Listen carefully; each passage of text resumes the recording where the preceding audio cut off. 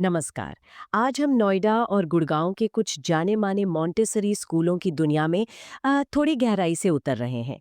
ये वो जगहें हैं जहां हमारे सबसे छोटे बच्चों की सीखने की यात्रा मतलब उनकी नींव रखी जाती है। हमारे पास कई तरह की जानकारी है, अलग अलग स्रोतों से। स्कूलों की अपनी वेबसाइट्स हैं, एक्सपर्ट्स की लिस्ट्स हैं और पेरेंट्स के रिव्यूज भी हैं। हाँ, जानकारी तो काफ़ी है। बिल्कुल। हमारा इरादा यही है कि इस सारे इन्फॉर्मेशन से जो ज़रूरी बातें हैं उन्हें निकालें, ताकि इन स्कूलों की एक साफ तस्वीर बन सके।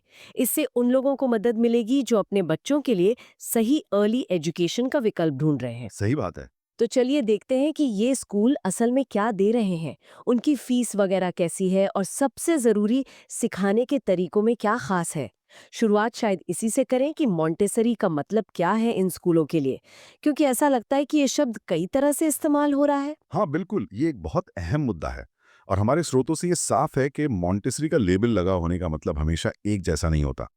कुछ स्कूल हैं जो मारिया मॉन्टेसरी के जो मूल सिद्धांत हैं, जो तरीके हैं, उनका कड़ाई से पालन करते हैं। अच्छा। जैसे कि एएमआई यानी एसोसिएशन मॉन्टेसरी इंटरनेशनल से सर्टिफाइड स्कूल। नोएडा में स्केचेस मॉन्टेसरी स्कूल इसका एक उदाहरण लगता है। उनकी फाउंडर खुद एएमआई सर्टिफाइड है। यहाँ का फोकस बच्चे की अपनी रफ्तार से सीखने पर, सेंसोरियल अनुभव और प्रैक्टिकल लाइफ स्किल्स पर होता है। ओके। तो एक तरफ तो ये प्योर मॉन्टेसरी स्कूल हो गए, लेकिन फिर कई स्कूल ऐसे भी हैं जो मॉन्टेसरी को दूसरे तरीकों के साथ मिला रहे हैं। हाँ, और ये आजकल काफ़ी आम है।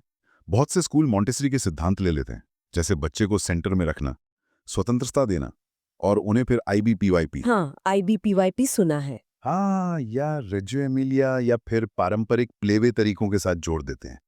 नोएडा का पाथवे स्कूल इसका एक उदाहरण है। वो कहते हैं कि वो आईबीपीवाईपी, रेजियो एमिलिया, प्लेवे और मॉन्टेसोरी इन सब से प्रेरित हैं। अच्छा। तो ये दिखाता है कि स्कूल अलग-अलग फिलॉसफी के जो बेस्ट एलिमेंट्स हैं, उनको मिलाने की कोशिश कर रहे हैं।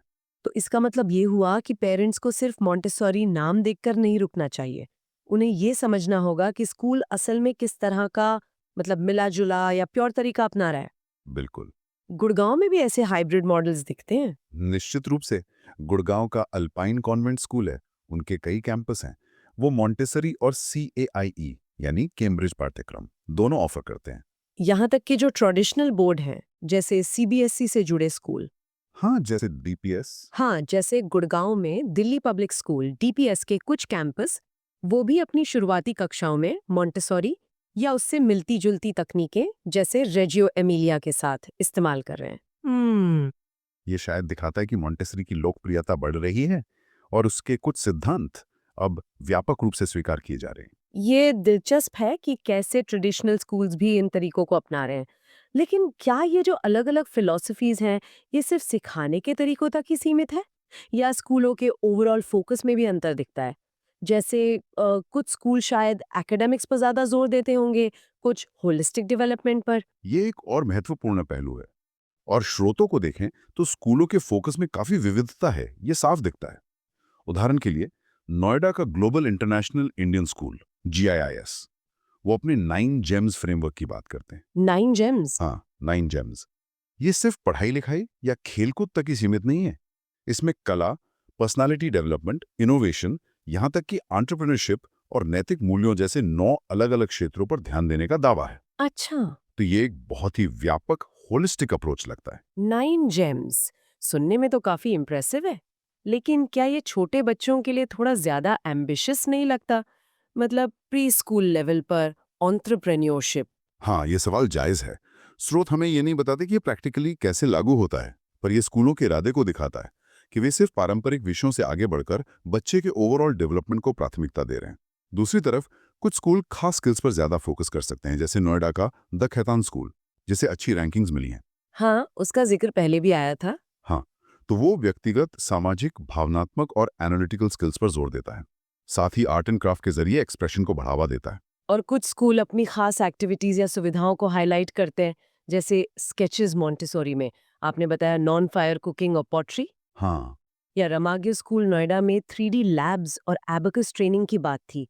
ये चीजें शायद सीखने को ज्यादा मजेदार बनाती होंगी बच्चों के लिए। हाँ, बिल्कुल।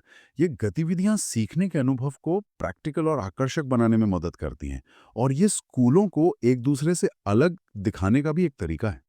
गुड़गांव का सलवान मॉन्टेसरी स्कूल उदाहरण के लिए वो एक्टिविटी बेस्ड, प्लेवे मेथड और मल्टीपल इंटेलिजेंस थ्योरी पर आधारित होने का दावा करता है। तो ये दिखाता है कि फोकस अक्सर बच्चे को एक्टिवली सीखने की प्रक्रिया में शामिल करने पर होता है। तो फिलॉसफी और फोकस के अलावा पेरेंट्स के लिए एक बहुत बड़ा फैक्टर होता है खर्चा, मतलब फीस। इसके बारे में क्या जानकारी मिलती है? क्या यहाँ भी बहुत अंतर है? बहुत ज्यादा अंतर है। ये शायद सबसे चौंकाने वाली बात है इन स्रोतों में। अच्छा। कुछ स्कूलों में एडमिशन फीस ही बहुत ज्यादा है। जैसे नोएडा के स्टेप बाय स्टेप स्कूल की एडमिशन फीस बताई गई है 1,60,000 रुपए। बाप रे, 1,60,000? हाँ, और महीने की फीस भी 25,000 रुपए से ज्यादा है। गुड़गांव के सलमान मॉन्टेसरी की एडमिशन फीस 1,10,000 रुपए है, जबकि महीने की फीस करीब 9,500 रुपए है। ये तो जमीन आसमान का अंतर हो गया एडमिशन फीस में भी और मंथली में भी। और कुछ स्कूल तो और भी महंगे लगते हैं शायद। हाँ, नोएडा का एमिटी ग्लोबल स्कूल है जो आईबी और कैम्ब्रिज से जुड़ा है। उसकी सालाना ट्यूशन फीस ही करीब 2,64,600 रुपए बताई गई है। 2.5 लाख से ज्यादा सिर्फ ट्यूशन फीस? हाँ, और एडमिशन और सिक्योरिटी डिपॉजिट तो अलग से है। दूसरी तरफ नोएडा का ही बाल भारती पब्लिक स्कूल जो सीबीएसई से जुड़ा है और मॉन्टेसरी सिद्धांतों का इस्तेमाल करता है, उसकी सालाना ट्यूशन फीस 22,000 रुपए बताई गई थी। सिर्फ 22,000? हाँ, हालांकि इसमें एडमिशन और दूसरे चार्जेस जोड़ने होंगे, लेकिन फिर भी अंतर बहुत बड़ा है। तो ये साफ है कि फीस एक बहुत बड़ा डिसाइडिंग फैक्टर हो सकता है पेरेंट्स के लिए। क्या फीस का सीधा संबंध स्कूल की क्वालिटी या सुविधाओं से होता है? जैसे क्या महंगे स्कूल हमेशा बेहतर इंफ्रास्ट्रक्चर देते हैं? जरूरी नहीं कि सीधा संबंध हो, लेकिन हाँ, अक्सर महंगे स्कूल बेहतर सुविधाएं देने का दावा करते हैं। उदाहरण के लिए द खैतान स्कूल में अलग डाइनिंग हॉल, सीसीटीवी, गार्ड्स और यहाँ तक कि कैंपस में एम्बुलेंस की सुविधा का जिक्र है। हाँ, ये तो सेफ्टी के लिहाज से जरूरी लगता है। बिल्कुल। वहीं बाल भारती, जिसकी फीस कम बताई गई, वो भी स्विमिंग पूल और एक्टिविटी रूम जैसी सुविधाएं देता है।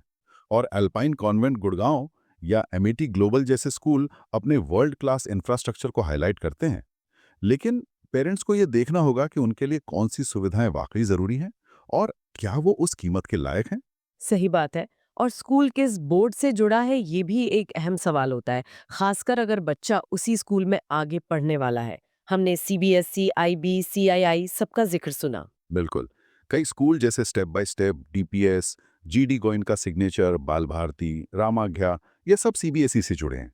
वहीं pathways, Amity global, Excelsior American, ये आईबी या सीएआईई जैसे अंतर्राष्ट्रीय बोर्ड से जुड़े हैं या उनसे प्रेरित करिकुलम ऑफर करते हैं। कुछ स्कूल जैसे अल्पाइन कॉन्वेंट दोनों मॉन्टेसरी और सीएआईई ऑफर करते हैं। तो ये चुनाव इस बात पर निर्भर करेगा कि पेरेंट्स लंबी अवधि में अपने बच्चे के लिए किस तरह का एजुकेशन सिस्टम चाहते हैं। एक और बात जो कुछ स्रोतों में नजर आई वो थी स्कूलों का अंतर्राष्ट्रीय संगठनों से जुड़ाव। जैसे आपने बताया रामाज्ञा का NAEYC से जुड़ा होना।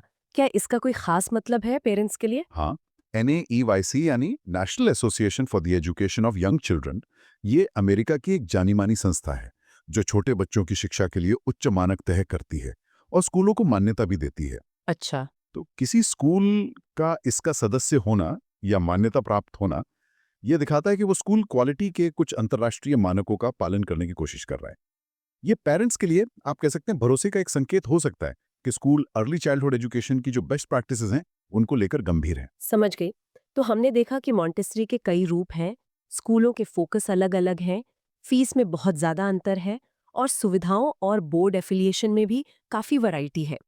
इन सब बातों को ध्यान में रखते हुए अगर हम एक निचोड़ निकालना चाहें तो मुख्य बातें क्या होंगी जो पेरेंट्स को ध्यान में रखनी चाहिए? मेरे ख्याल से पहली बात तो यही कि मॉन्टेसरी नाम पर आंख मूंद कर भरोसा ना करें। ये समझना जरूरी है कि स्कूल मारिया मॉन्टेसरी के सिद्धांतों का कितना पालन कर रहा है और किन दूसरे तरीकों के साथ उन्हें मिला रहा है। बिल्कुल, ये क्लैरिटी ज़रूरी है। हाँ, दूसरी बात, फीस स्ट्रक्चर को बहुत ध्यान से देखें। Admission fees, tuition fees, transport, day care अगर चाहिए तो, और दूसरे जो हिडन चार्जेस हो सकते हैं, उन सब को मिलाकर कुल सालाना लागत का हिसाब लगाएं, क्योंकि ये बहुत अलग-अलग हो सकता है। सही कहा।